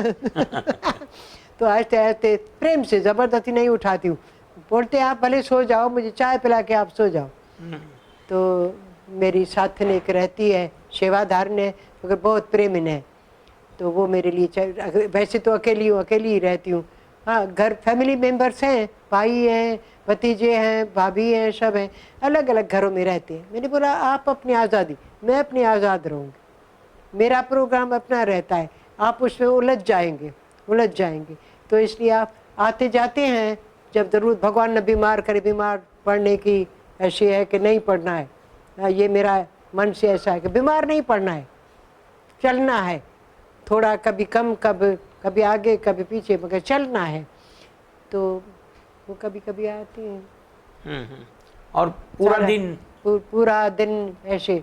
सुबह को बोला कि चाय की आदत है, चाय मिलती है तो एकदम ऐसे चुस्त हो जाती हूँ कि बस 10 साल पहले 80 साल की तो ऐसे बोलो कि मैं 70 साल की हूँ। तो शुरू से ये चाय का 1 कप चाहिए सुबह को, ये आदत है। और बाबा जी, मेरे पिताजी को भी थी, वो बोलते थे ये चाय नहीं है, टी नहीं है, तो ये एक गर्म पानी है जो रगों में गर्मी लाता है, दौड़ता है, चुस्त बनाता है। हाँ। तो चाय मैं इसी विचार से पीता हूँ कि मुझे चुस्त बनाए, एकदम खड़े सुजाग हो जाऊँ, आँख खुले और अपने कार्य में लग जाऊँ। और बाद में स्कूल पे जाते हैं क्या? स्कूल में या संस्था में कहीं पे जाती है दिन? हाँ जी, फिर तैयार होके घर की सेवा बेवा पूरी करके घर की भी सेवा करती हूँ। पहले तो झाड़ू भी खुद लगाती थी। हाँ, मैंने बोला ये एक नम्रता का भाव तब आएगा जब हम थोड़ा सर को झुकाएंगे, और सफाई तो एक भावना रहती थी। तो खुद झाड़ू, वो पसीना निकलता था तो मैं बोलती हूँ ये निकलती है जो भी गलाजत है, बदन भी साफ। तो इसलिए सब हैरान होते थे, पेरेंट्स वगैरह आए मिलने के लिए, अरे दीदी आपके इतने स्कूल कॉलेज बड़ी, इतनी आप झाड़ू लगाती हैं। मैंने कहा कि झाड़ू लगाना बहुत उत्तम कार्य है, झाड़ू लगाना, सफाई करना, मन की भी सफाई होती है। जैसे झाड़ू लगाती हूँ, बोलती हूँ ये केवल फर्श नहीं साफ कर रही हूँ, अपने मन को भी साफ कर रही हूँ इस कार्य से। तो ऐसी भावना से अगर करेंगे सब लोग तो ऐसे नहीं, कई कई औरतें ऐसे मानती हूँ कि ये बोर्डम है, ये बोझ है, झाड़ू लगाना, पोंछा लगाना, ये क्या हमारा काम थोड़ा ही है, ये तो नौकरानी करेगी। तो मैं शिव के पक्ष में नहीं हूँ, मैं नौकरा। आपने पूरा समय, मैं कहूँ पूरे जोश के साथ आपने हमारे साथ बिताया है, तो I am very much grateful to you on behalf of Gujarat Vidyapith. तो गुजरात विद्यापीठ की ओर से मैं आपका शुक्रगुजार हूँ और मैं चाहता हूँ कि आपका जब शतक हो जाए 100 years, तब हम फिर से यहाँ आएंगे और आपसे एक बहुत लंबा सा नहीं, ये आशीष संवाद करना कि जितने पल बीते अच्छे बीते, सेहत भी अच्छी हो और मन की स्थिति भी अच्छी हो, मन और तन दोनों। बाकी ज़्यादा रहने से उम्र से नहीं होता है, जितनी उम्र हो, भले 100 भी बने, 100 से ज़्यादा भी बने, कोई परवाह नहीं है मुझे। जितना ज़्यादा रहूँगी उतना ज़्यादा प्रेम होगा सभी के साथ। तो प्रेम ही जीवन है, प्रेम ही जीवन है। प्रेम की प्रेरणा जो होती है ना, सबसे उत्तम है प्रेम की प्रेरणा, वही चलाती है जीवन को। और अभी भी मेरा शरीर इतना नहीं है, इतना सबल नहीं है, मगर मेरा मन बहुत सबल है। ऐसे बोलती हूँ, ऐसे बनती हूँ जैसे कोई 15-20 वर्ष की जवान हूँ। So nice. नमस्कार, बहुत बहुत आभार।